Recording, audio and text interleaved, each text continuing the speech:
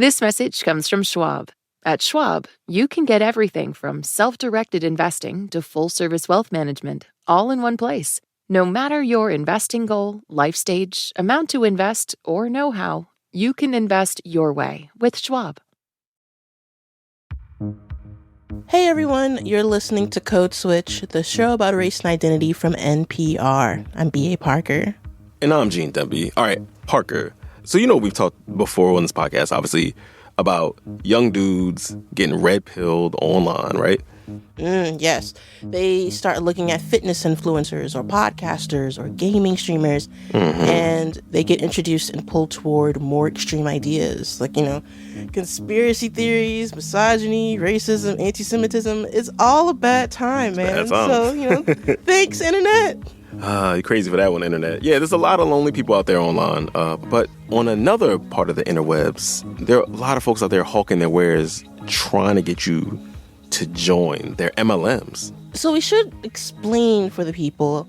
MLMs are multi-level marketing companies. Right. Like pyramid schemes. Right. And those companies deny that they're pyramid schemes. They say that's not what they are. Think Amway or Cutco Knives or Herbalife. Or that lady in your neighborhood pushing a hot pink SUV that she got as a reward for selling a whole lot of Mary Kay. But Parker, what if I told you that I recently learned one of the most visible white nationalist groups in the country right now might be kind of doing this red pill thing and this MLM thing at the same time? I don't think I would like that, Gene. This morning, as hundreds of members of the white supremacist group Patriot Front marched through Washington, D.C., carrying Confederate flags and shouting slogans like, quote, "Reclaim America." That group is called Patriot Front, and I learned a lot about them from the reporting of Odette Yousef, who's one of our colleagues here at NPR. I am NPR's domestic extremism correspondent, and I cover domestic extremism. And Odette walked me through what she knows about these dudes. So this is a neo-Nazi organization. This is a group of men that are trying to foment for a white ethno-state, for ethnic cleansing of the United States. This is a group that admires Hitler. The founder of Patriot Front is a man named Thomas Rousseau. Mass immigration must be halted and reversed with equally massive repatriation efforts. Rousseau is based in Texas. He's 27, so he's like a Gen Z cusper. And he founded Patriot Front after he went to the Unite the Right rally in 2017 back in Charlottesville. You remember that, Parker, right? Yeah. Yeah, that was back when he was a teenager. When he was just a little fledgling fascist. Odette talked to this guy named Chris Goldsmith, who went undercover in Patriot Front because Goldsmith wanted to get a sense of what things look like from the inside, like what their books look like, how they sustain themselves financially. The way he describes Patriot Front is as a cult and a pyramid scheme. And that's because Thomas Rousseau really keeps a tight leash on members of Patriot Front. And Odette said that members of Patriot Front have to buy, Parker, what's basically branded merch from Rousseau. In this case, stickers and stencils. Wait, so he's like neo-Nazi Lisa Frank? Far fewer rainbows because, they hate queer folks. But yes. This is sort of the financial scheme, is that members basically have to purchase propaganda material every month, from Thomas Rousseau, and they mail him cash. He expects them to go out weekly and post propaganda for the organization, whether that's putting stickers up or doing banner drops or, stencils or whatever. So you got these hundreds of young white dudes looking for community online with other young, disaffected racists. And so they're joining the street team for the white ethno-state. They're like hype beasts for Hitler. Parker, I should say that groups like Patriot Front are trying to raise their profile because if you're a young guy on the far right now, you kind of got a lot of options, including through official government channels. Right. So, if you're anti-immigrant, why pay into this club when you could just get a job with ICE? Exactly. So that's what we're getting into on this episode, Parker, because these guys are openly recruiting in public in ways that white supremacists haven't felt safe to do in a real long time, in part because the Trump administration is looking past open displays of rising political extremism on the right, all the while ramping up investigations and prosecutions into its political opponents that the administration has labeled extreme and on the left. Oh, boy. Okay, take it away, Gene. Support for this podcast and the following message come from strawberry.me. Be honest. Are you happy with your job? Are you stuck in a job you've outgrown or never wanted in the first place? Are your reasons for staying really just excuses for not leaving? Let a career coach from strawberry.me help you get unstuck. Discover the benefits of having a dedicated career coach in your corner and get 50% off your first coaching session at strawberry.me/NPR.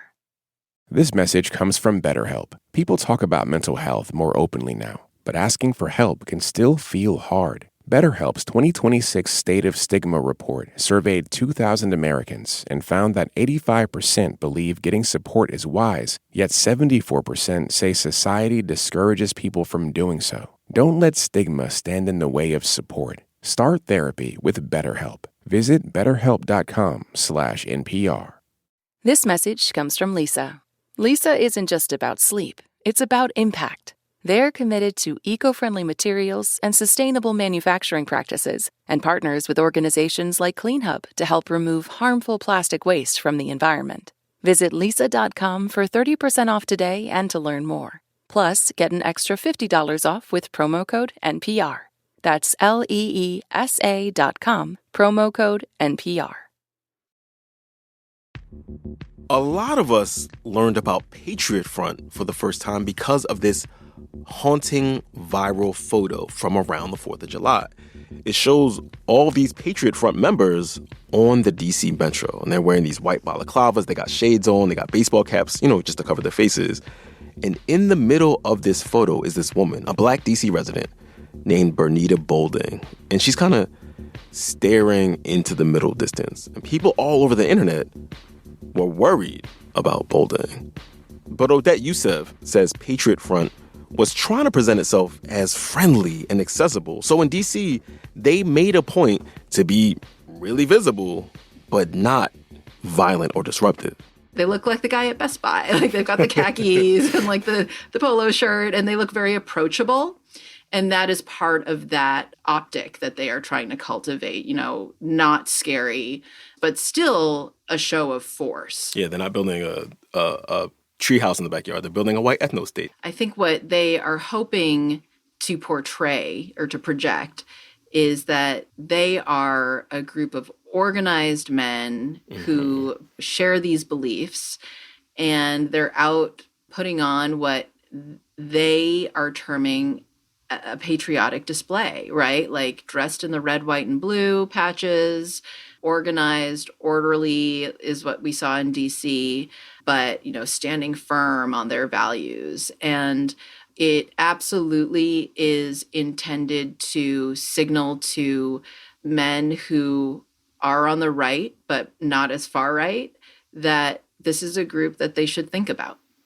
So if we were to do kind of like a taxonomy of white nationalism, right? If you could sort of like sketch out the sort of giant universe of white nationalism, how does Patriot Front position itself in relation to the other groups out there? Like, why would somebody join Patriot Front and not the Klan or some other neo-Nazi group? So first of all, I think the Klan is just passé. Like, okay. I don't think that people like young Gen Z dudes are like, oh, the Klan, like that's where the cool kids are at. Even though the ideology really is the same, it's the presentation that differs. And this has been true throughout history. I've said in my reporting, like Patriot Front is basically neo-Nazi skinheads with a different presentation, right? Different optics. And so in some ways, it really isn't very different from the other threads of the white nationalist far right. There's a common ideology. It's just sort of the choice of aesthetic that differs. One thing I will note, though, is that Patriot Front, like many of these neo-Nazi organizations, is not political. It's I've gotten this question from people before, like, oh, are they pro-Trump? No, they're not pro-Trump. When you say not political, you mean like not partisan? Yeah, they're not for like a political party. Like, they're not for working within the political system to achieve their goal. Okay. Patriot Front falls into a category of what would be called accelerationist groups. Accelerationism is an idea that the only way to build the fascist future, the far-right fascist future, is by accelerating the collapse of society and government and order that currently exists, so that from the ashes, something new can be built, and that new thing would be a white ethno-state. And so these guys are basically advocates for race war, for anything that sort of accelerates just disorder. The difference between Patriot Front, though, and some other groups that fall within the accelerationist spectrum is that you don't really hear about, like, members of Patriot Front plotting attacks on, like, the energy grid or things like that.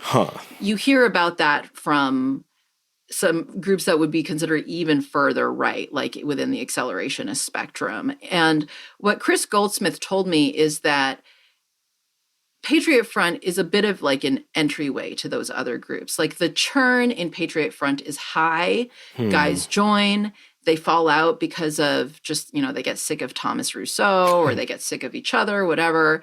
But they still believe all those things. And so they might go and join other groups that are even more extreme in what they would do or what they would encourage in terms of achieving that end state. But the end goal is the same. It's like the gateway organization into the larger white supremacist universe. That's right. Yeah. And so they may go on to those other organizations or groups or networks where there is more, sort of criminal behavior, actually, that is encouraged and that they believe might be necessary to accelerate social collapse.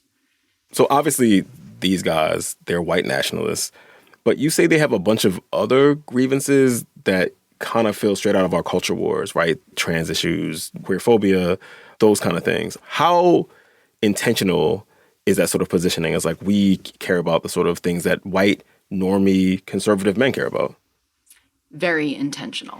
I think what they are hoping to portray or to project is that, they are a group of organized men who, share these beliefs, and they're out putting on what they are terming a patriotic display, right? Like, dressed in the red, white, and blue patches, organized, orderly is what we saw in DC, but, standing firm on their values. And it absolutely is intended to signal to men who are on the right, but not as far right, that this is a group that they should think about.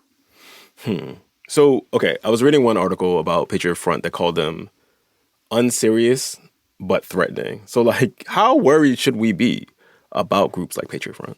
Yeah, I mean, Patriot Front has long been regarded as a group of LARPers, live action role play guys who like to put on costumes and like do these marches around town or whatever.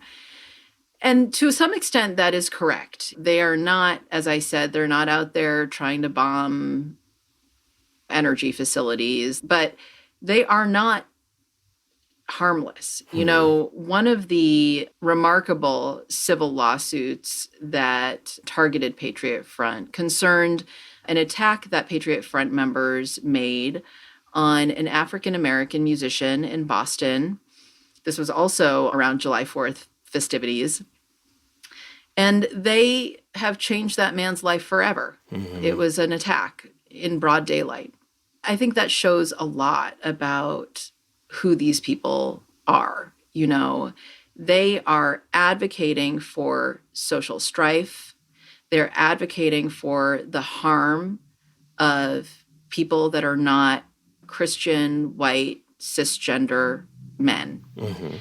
And whether they are reaching a larger audience through these displays and seeming benign, and recruiting greater numbers through that, like, that's something that we should worry about, as we also should be worrying about the fact that they have been involved in violent assaults. Does Patriot Front feel more empowered in this moment right now where Trump is in office? You mentioned that Rousseau, this organization, or the sort of precursor to this organization, came out of Unite the Right, which was emboldened by the first Trump administration. So how do they feel about this moment now? So I think there's a few ways to answer that question. One thing that I think is striking about the Patriot Front that showed up in D.C. and more recent records that have leaked from within that organization is that the membership count now may be as high as 500 people, which is probably more than double what it was back in June of 2022 when I actually was in Coeur d'Alene, Idaho, when they were trying to disrupt a pride event there and actually were disrupted by local police. So Patriot Front seems to be growing. So the numbers appear to have grown over the last few years. Okay. But on the other hand, when I heard about them marching in DC, part of me was like, why? Say more about that. The amount of activity from far right militias or extremist groups has really gone down since January when Trump took office again. And the thinking around that has been that many of these groups have seen things that they have been agitating for, removal of immigrants, that kind of thing, enacted. And so the need for them to show up outdoors in public demonstrations, that kind of thing, has just been lower. So that's why I was surprised that Patriot Front would have gone through the trouble of staging this. But I think it's also interesting because it shows that even with everything that the Trump administration has put into effect with the removal of immigrants, it's not enough for Patriot Front. Their agenda is even more extreme than what the administration is doing. So, some of me has wondered, these guys, why are they mailing money to Thomas Rousseau every month for stickers and spending time, putting it out on, Maybe they're just crafty dudes, on top of everything. You know what I mean? It's an investment of time and money when, arguably, if they want to see a white ethno-state, they could join ICE and assist in the removal of immigrants and get paid to do it. I mean, that is, I don't have an answer to that question. That's still a little bit confusing to me. I asked Christopher Goldsmith that question, and he said that really it is about that community aspect of it for them. These are not just MAGA guys. They might not be MAGA at all. These are neo-Nazis. Maybe the community that they're trying to join up with are neo-Nazis. Coming up, while data shows that far-right extremism was on the rise, the Trump administration is turning its attention and its powers to prosecute towards people it says are extremists on the left. There's a real concern about what this is going to mean also domestically for freedom of speech or anybody that's involved really in any leftist organizing. That's coming up, y'all. Keep it locked. Stay with us. And in case you missed it, Code Switch is coming to you every week now on Tuesdays and Fridays. That's right, we switched it up a little. So if you have feelings about it, please let us know. Get at us by email at codeswitch@npr.org. This message comes from Lisa. Lisa mattresses are meticulously designed and assembled in the USA for exceptional quality, and they back it all up with free shipping, easy returns, and a 120-night sleep trial. Beautifully crafted mattresses tailored to how you sleep. Feel the difference from night one. Visit lisa.com for 30% off today. Plus, get an extra $50 off with promo code NPR. That's LEESA.com, promo code NPR. This message comes from Instacart. Instacart makes grocery shopping easier. And just because you're not doing the shopping yourself doesn't mean you don't care how it's done. With Instacart Shopper Notes, you can add details about what you want right in the app, like extra crispy rotisserie chicken or lettuce you'd pick yourself. Just leave a note so your shopper can get it right without having to ask. Download the Instacart app and shop today. The NPR network has always been powered by the people it serves, not by shareholders or special interests, but by people like you and me who believe in a free and independent press. We just passed the one-year mark since Congress eliminated federal funding for public media. Please show your support before the end of the month. Visit plus.npr.org. Gene, just Gene for this part, code switch. So we've been talking to our colleague, Odette Yousef. She covers domestic extremism here at NPR. And Odette says, yes, we should be aware of white nationalist extremists like Patriot Front, you know, the group that descended on Washington, D.C. earlier this summer.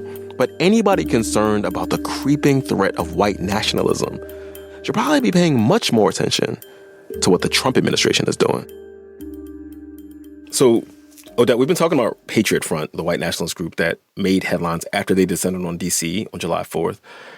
And obviously, since the beginning of the Trump era, we've seen a lot of very public gatherings of like mask-off white supremacy, perhaps most infamously at the Unite the Right rally back in 2017. But the Trump administration is not particularly concerned with that kind of far-right extremism. In fact, Secretary of State Marco Rubio convened this big gathering of leaders from almost like 6 other countries because the Trump administration wanted to call attention to what it called the urgent threat of far-left extremism. So what happened at this event and what came out of it policy-wise? So this event, the State Department says there were 60 nations in attendance, and the framing around this was really coming from the U.S. State Department. Mm-hmm. And what they are trying to do is bring together countries that came together after the 9/11 attacks in a coalition to fight Islamist terrorism, but this time with a focus on what they are terming far-left terrorism.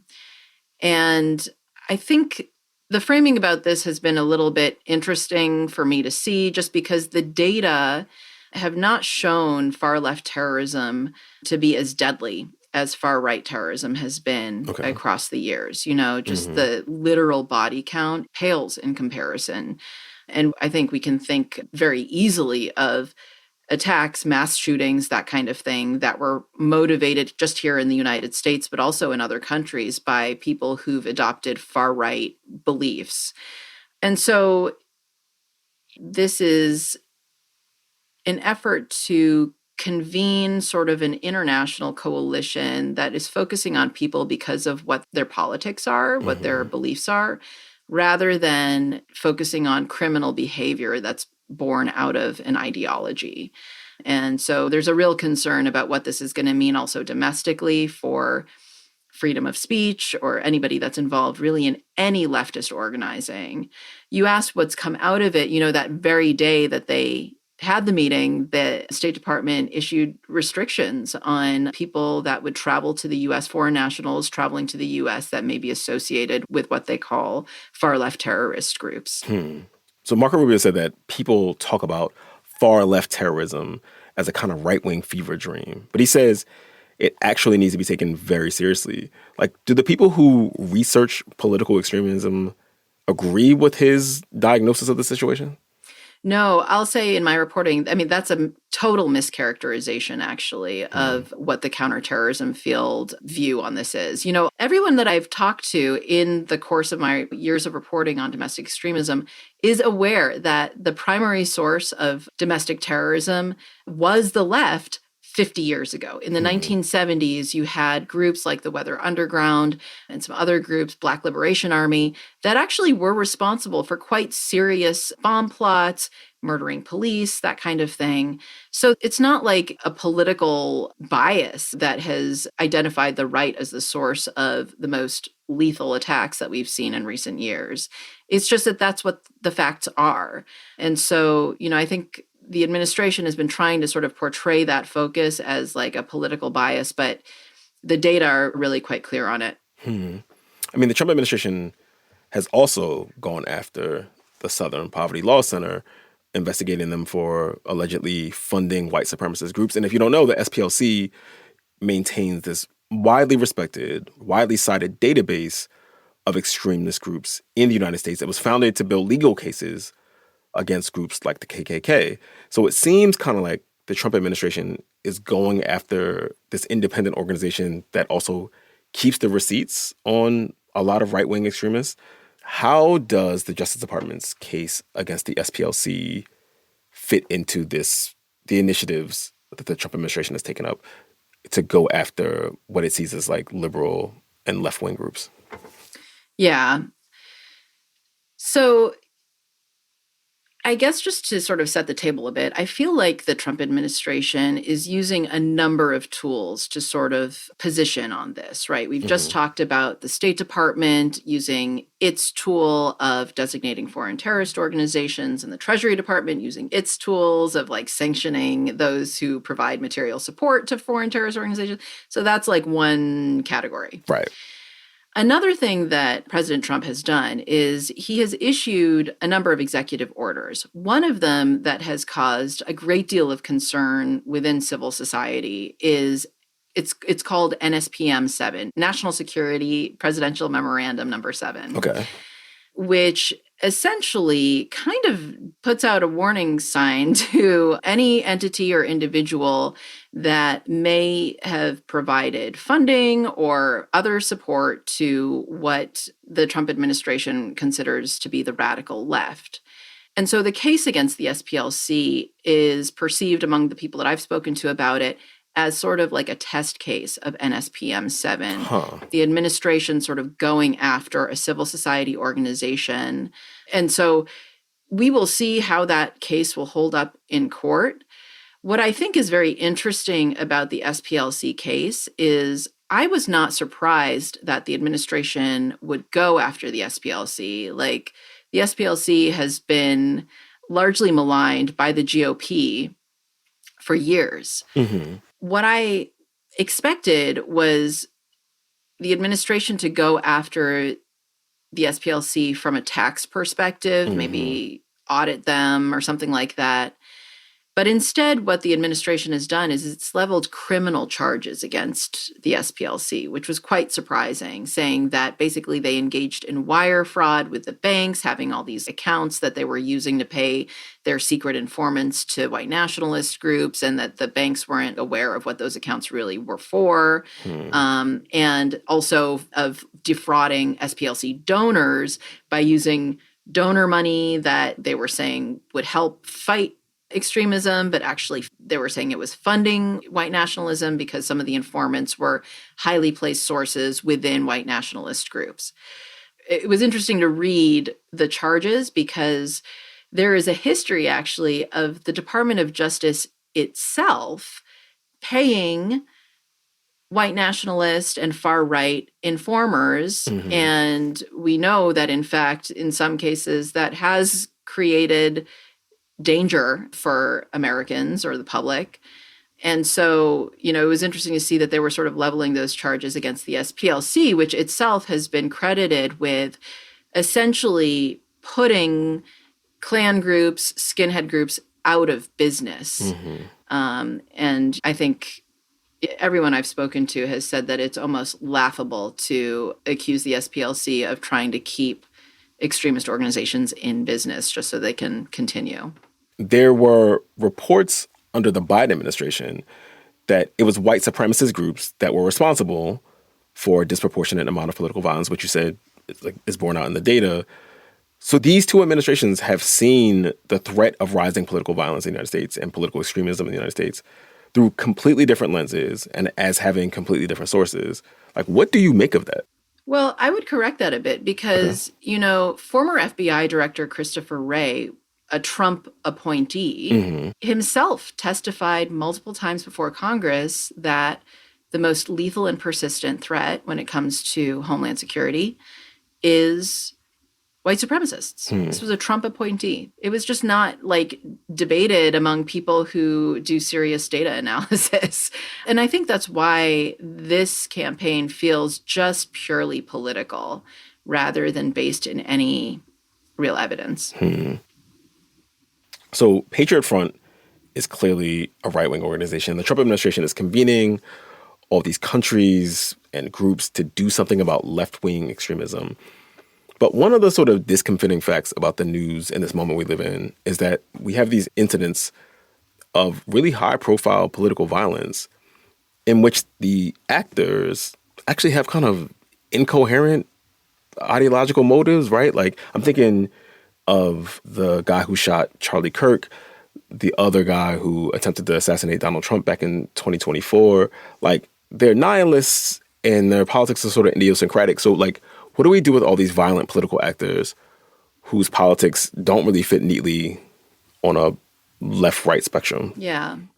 So this has been a trend that's growing domestically and internationally, is sort of these like non-ideological terrorism. And it's been responsible for everything from school shootings to, as you mentioned, like the attempted assassination of President Trump in Butler, Pennsylvania. And I know a lot of people would hear that, are characterizing that assassination attempt as like, how could that not be ideological? But like his own writings were sort of hard to pin down, right? I mean, it's people say like, oh, that's obviously ideological behavior. He's going after the head of state. Yeah, I mean, it's political violence because it was an attack on, political candidate at that time. Like, that is what qualifies this as political violence. But it didn't seem like they were trying to make a political statement or advocate for some political cause through that attack, right?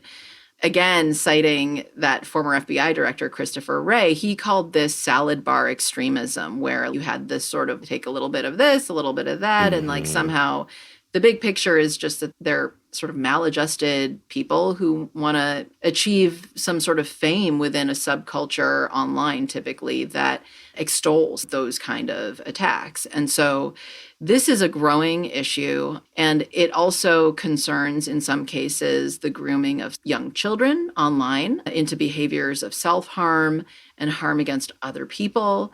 It's actually quite a high priority, is my understanding, for law enforcement at every level. They're seeing more and more kids getting ensnared in networks that are non-ideological, misanthropic, and just sort of extolling violence for the sake of violence. And that's the sort of thing that one would expect to see a global convening of law enforcement around, because those are truly transnational networks and they can only be confronted across borders. So the Trump administration is obviously framing the political left as a growing threat to America. How much does it matter who is in power when the government is deciding which basket of beliefs and ideologies are seen as especially dangerous? So if the work is done properly, there should be no discussion of beliefs, right? There should be a focus on identifying criminal activity and prosecuting criminal activity. That is something that would always preface the FBI director's comments before Congress, is that we don't go after people because of what they believe. We go after people because they're engaged in criminal activity.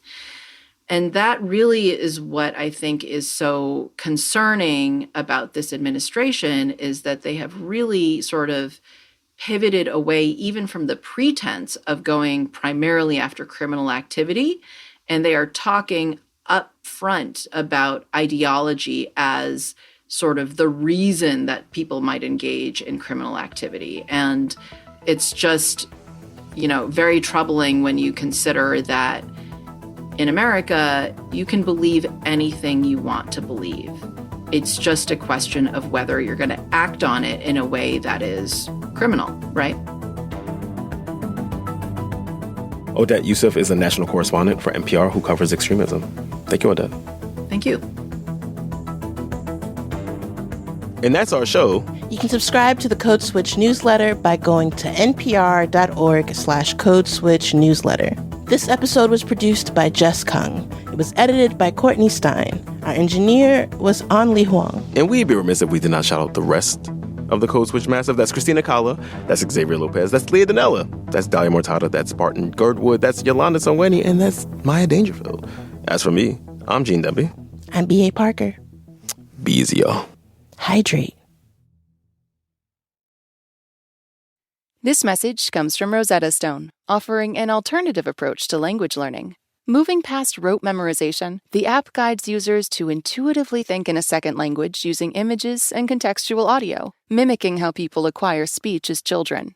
The platform also includes advanced speech recognition technology that compares a learner's pronunciation directly with native speakers to refine accent precision. Learn more about their new Rosetta Stone Sapphire app at rosettastone.com. This message comes from Instacart. Instacart knows not all bananas are created equal. Some want them green, some ripe, some want them ready right now. With Instacart's Preference Picker, available at most retailers, you can choose preferences like avocado ripeness or deli thickness before your shopper starts. So instead of hoping for the best, you get groceries picked the way you would pick them. Download the app and get bananas just how you like with Instacart.